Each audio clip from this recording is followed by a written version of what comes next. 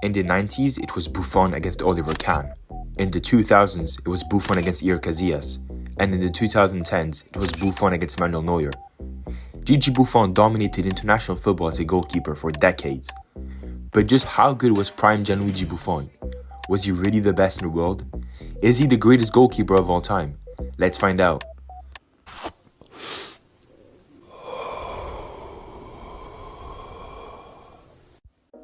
In 1991, Buffon was definitely not the best goalkeeper in the world. In fact, he wasn't even a goalkeeper. In 1991, Buffon was playing as a midfielder at Parma's academy, one of the best academies in Italy. In Serie A, Italy's first division, was the real deal back then. In a crazy decision, a young Buffon decided to leave his outfield position in the Parma academy and start playing as a goalkeeper. Despite the strangeness of this decision, Buffon quickly proved to everyone at the club that his decision was the right one. He was the best goalkeeper on the team, and his success would be so evident that sooner than he could have ever imagined, he would be called up for the first team. For his first game as a 17-year-old, Gigi Buffon would manage a clean sheet against AC Milan. Following this breakout performance, everyone in Italy realized that this was the name to remember, Gianluigi Buffon. That same season, he would only play 8 more matches in Serie A, but the very next season, at only 18 years of age, he would take over the main goalkeeper role, helping Parma to getting an amazing second place finish in the Serie A and qualifying them for the Champions League for the first time in the history of the club. Although Buffon only conceded 7 times in the league the next season, they would only finish 5th, and in the Champions League, they finished 2nd of their group, which at the time was not enough to get through to the knockout stages. However, that same year, Buffon would earn his nickname as Superman. As a 19-year-old, fearlessly stepped on the goal line, as Ronaldo il Fenomeno, Ballon d'Or winner at the time, prepared to take a penalty. You guessed it, Buffon would save it, and he would take off his shirt and show to the Italian fans the Superman logo on his chest, cementing this iconic moment in Italian football history. In the summer of 1997, Buffon would earn his first international cap in a game against Russia, the start of a long and successful journey with the Italian national team. It is also key to mention that this incredible success was not exclusively because of Buffon's stellar performances in goal, but also had much to do with the extraordinary team that Parma had managed to assemble, one of their best ever, with the likes of Cannavaro, that would eventually go on to win the 2006 Ballon d'Or, Crespo, Thuram, Veron, and many, many more. There was even Enrico Chiesa, Federico Chiesa's father, that would play with Buffon eventually more than 20 years later. That season, Buffon would be elected as the Serie A goalkeeper of the season and receive his first nomination to the Ballon d'Or.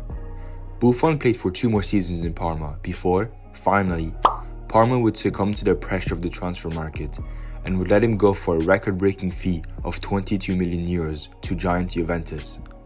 Buffon was by far the most expensive goalkeeper of all time, and his transfer record would only be broken decades later with Alisson's transfer from Roma to Liverpool.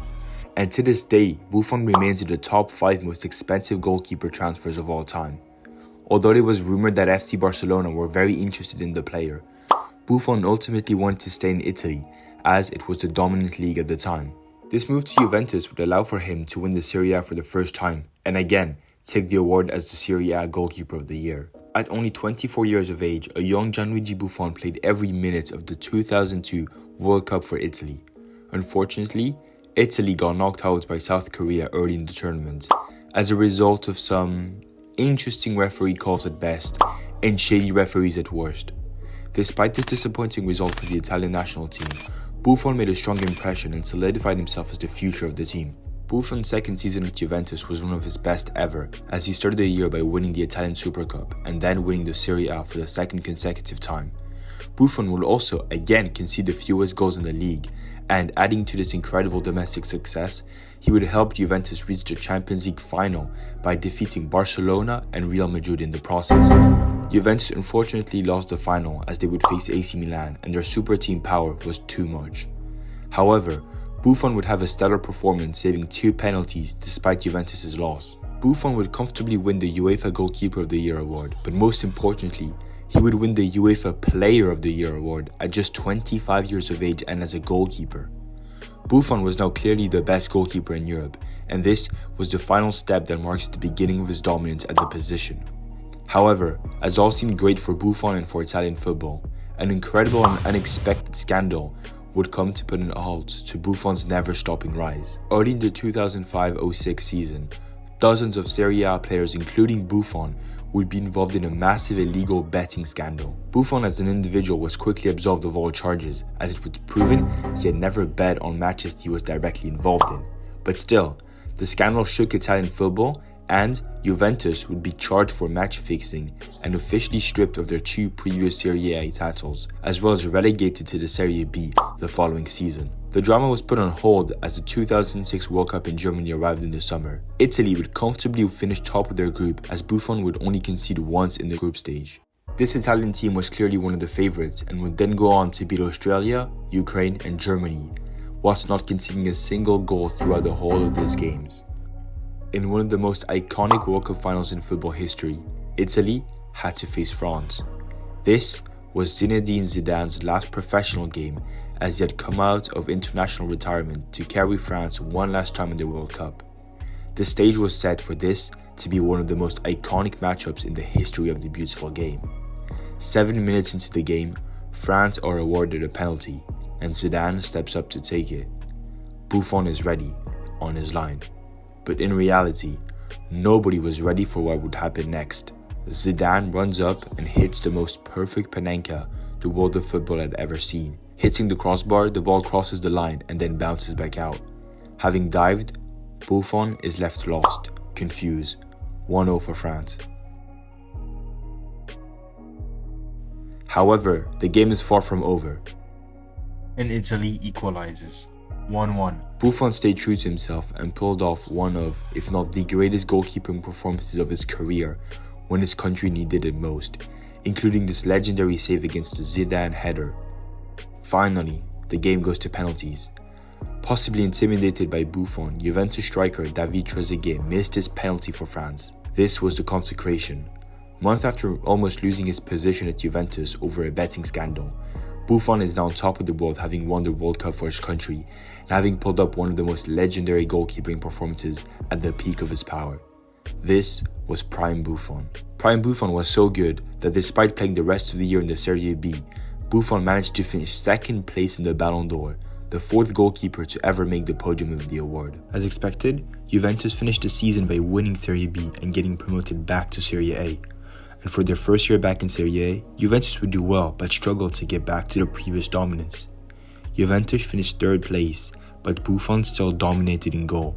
He managed to win his 7th Serie A Goalkeeper of the Season award, as well as getting nominated for the Ballon d'Or again. Finally, in 2012, Juventus managed to regain the league title, and this would restart another cycle of seemingly never-ending dominance for Juventus. The next season, Buffon joined forces with Chiellini, Bonucci and Barzagli, and this iconic defensive trio, along with Gianluigi Buffon, would become the strongest defense in Europe, only conceding 16 goals in all season and in all competitions. That same year, Buffon would also step up in his leadership as he would become Juventus' captain, following the departure of mythical striker Del Piero.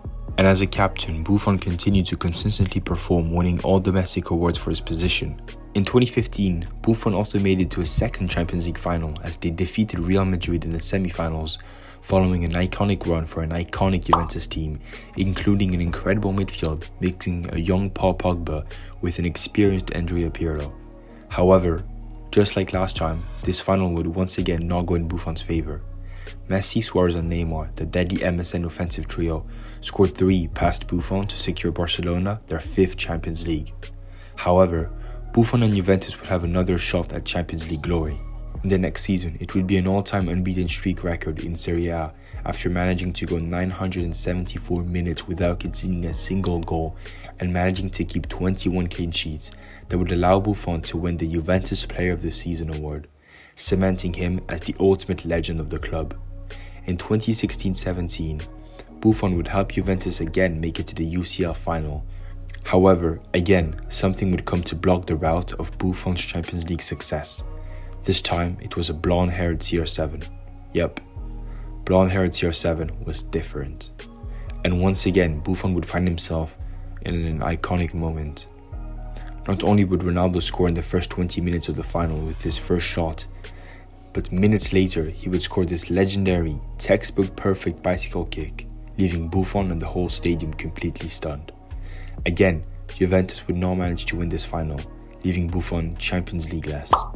Perhaps this is the only thing that Buffon has not won, the Champions League, and his transfer to PSG in 2018 certainly was not going to help with that. Yeah, right.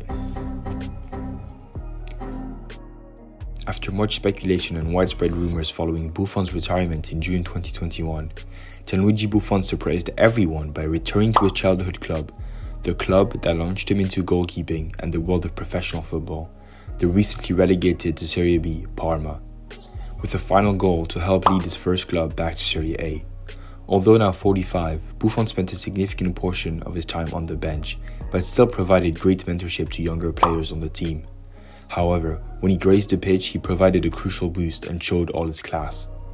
And in August 2023, after an iconic 28-year-long career in the beautiful game, Buffon, arguably the best goalkeeper to ever play, said thank you to the sport.